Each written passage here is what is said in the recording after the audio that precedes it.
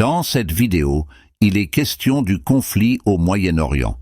Je tente d'expliquer si le Hamas doit être qualifié de terroriste ou de combattant pour la liberté. Le Hamas, dont le nom complet est Harakat al-Muqawama al-Islamiyya, ce qui signifie en allemand « mouvement de résistance islamique », a été fondé en 1987. Il est né pendant la première intifada, une vague de soulèvement contre l'occupation israélienne de la bande de Gaza et de la Cisjordanie. La création du Hamas était une réaction à l'occupation prolongée et aux tensions sociales et politiques qui y sont associées.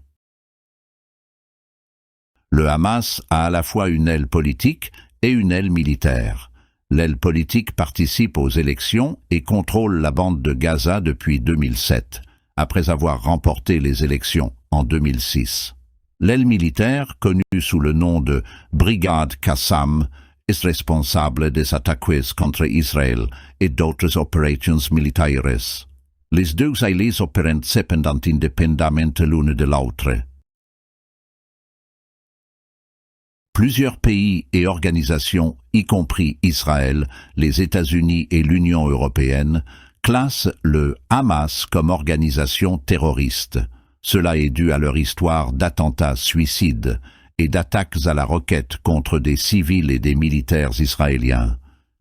Les méthodes du Hamas ont souvent conduit à des victimes civiles et sont largement condamnées sur la scène internationale.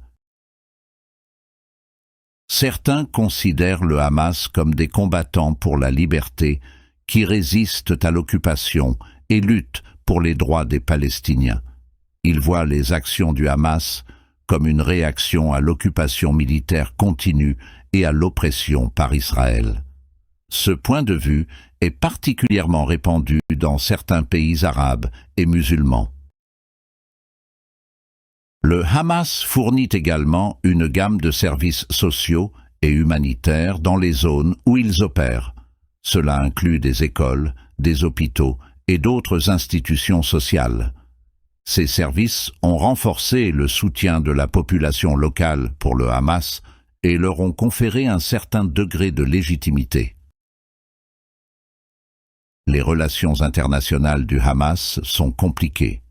Alors que certains pays et organisations interagissent avec le Hamas, d'autres évitent tout contact en raison de leur classification comme organisation terroriste.